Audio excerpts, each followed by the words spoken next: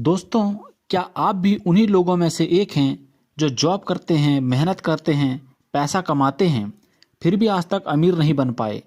अगर आपके साथ भी यही हो रहा है तो इस वीडियो में पूरा बना रहिए। अगर आप अमीर बनना चाहते हैं तो आप ज़िंदगी भर संपत्ति यानी एसेट्स खरीदते रहिए। अगर आप गरीब या मिडिल क्लास आदमी बनना चाहते हैं तो आप दायित्व यानी लायबिलिटीज़ खरीद सकते हैं। ज़्यादातर लोग ये नहीं बता पाते कि उनके पैसे की तंगी का कारण क्या है। ऐसा इसलिए भी होता है कि उनमें कैश फ्लो की समझ नहीं होती है। कोई आदमी बहुत पढ़ा लिखा हो सकता है, अपने कारोबार में सफल हो सकता है, लेकिन फिर भी हो सकता है कि उन्हें पैसे की बिल्कुल भी समझ ना हो। ऐसे लोग अक्सर ज़रूरत से ज़्यादा कड़ी मेहनत करते हैं क्योंकि उन्होंने कड़ी मेहनत करना तो सीखा है, लेकिन पैसे से अपने लिए कड़ी मेहनत करवाना नहीं सीखा।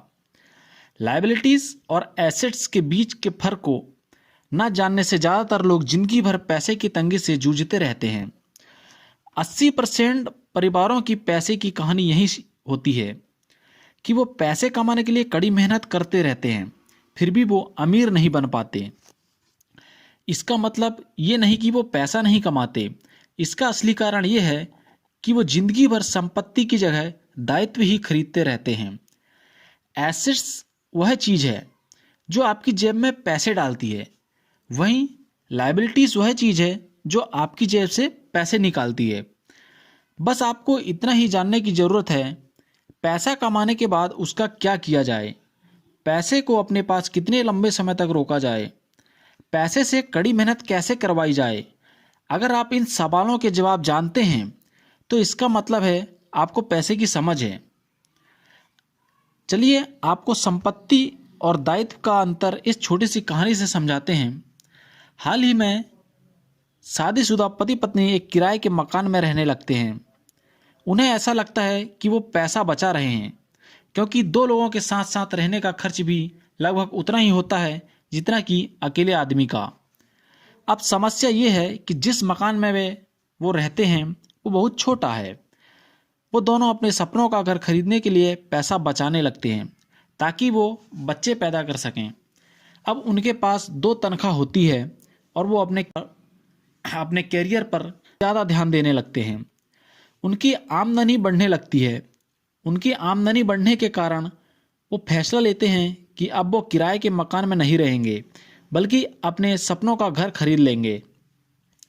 और वो दोनों एक नया घर खरीद लेते हैं।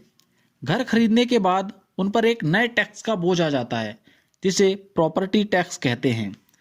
फिर वो दोनों एक नई कार खरीदते हैं, नया फर्नीचर और नया सामान खरीदते हैं ताकि उनका घर आलीशान लगे। वो दोनों ये सब चीज़ें संपत्ति समझकर खरीद रहे हैं, लेकिन ये संपत्ति नहीं दायित्व है, क्योंकि इन सब चीज़ों से उनकी जेब में पैसा आ नहीं रहा है बल्कि जा रहा है। अचानक वो अपने सपने से जागते हैं और देखते हैं कि उनके दायित्व का कॉलम बढ़ गया है और वो कर्ज में हैं और उन्हें कार लोन व क्रेडिट कार्ड लोन की किस्त भी चुकानी है। अब वो भी चूहा दौड़ में फंस चुके हैं। एक बच्चा पैदा हो जाता है, तभी उनके पास किसी और बैंक का एक क्रेडिट कार्ड आ जाता है।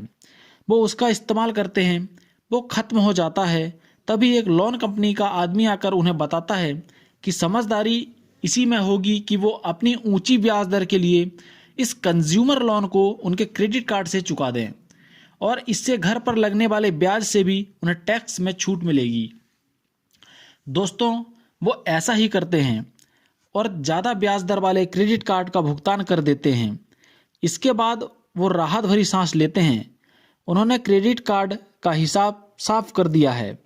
अब उन्होंने अपने कंज्यूमर लोन को होम लोन में बदल लिया है। उनको अपनी पैसिव इनकम देनी है क्योंकि उन्हें अपनी होम लोन की किस्त 30 सालों तक चुकानी है। इस समस्या से निपटने का यही स्मार्ट तरीका उन्हें लगता है। अब वो अगले 30 साल तक किस्त चुकाएंगे और पैसे की तंगी का सामना करेंगे। पैसे का डर हमेशा उन पर हावी रहेगा, कहीं नौकरी ना छूट जाए, वरना किस्त कैसे चुकाएंगे। हम इतना भी नहीं जानते कि समस्या पैसा कमाने की नहीं बल्कि पैसे को सही तरह से खर्च करने की है और यही पैसे की तंगी का कारण है।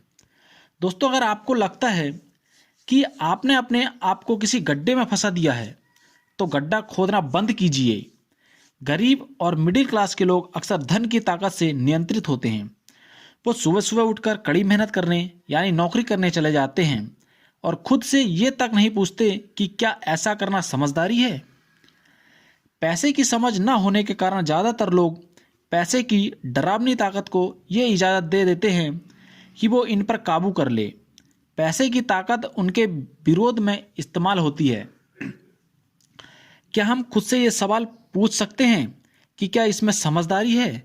हम लोग अंदरूनी समझदारी पर भरोसा करने के बजाय भीड़ के साथ साथ चलने लगते हैं। अक्सर नासमझी के कारण हम वही दोहराते हैं जो हमें सिखाया गया है। भीड़ के साथ चलने और पड़ोसियों के ऐशो आराम की नकल करने के कारण पैसों की बहुत सी समस्याएं पैदा होती हैं। अमीर बनने का सबसे महत्वपूर्ण नियम यह है कि एसेट्स और लायबिलिटीज़ के बीच के अंतर को पहचाना जाए और हमेशा पैसा देने वाले एसेट्स खरीदने की कोशिश की जाए। इसी के साथ अपने लायबिलिटीज़ और खर्च को भी कम करने की कोशिश की जाए। जो लोग समझदार होते हैं वो पहले एसेट्स बनाते हैं और फिर उन एसेट्स से ही अपनी लायबिलिटीज़ को बनाते हैं।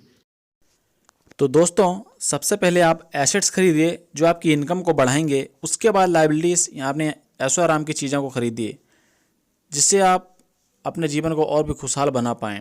वीडियो अच्छा लगा तो वीडियो को लाइक, कमेंट तथा चैनल को सब्सक्राइब कर लें क्योंकि आने वाले वीडियो के नोटिफिकेशन आपको टाइम से मिल जाए।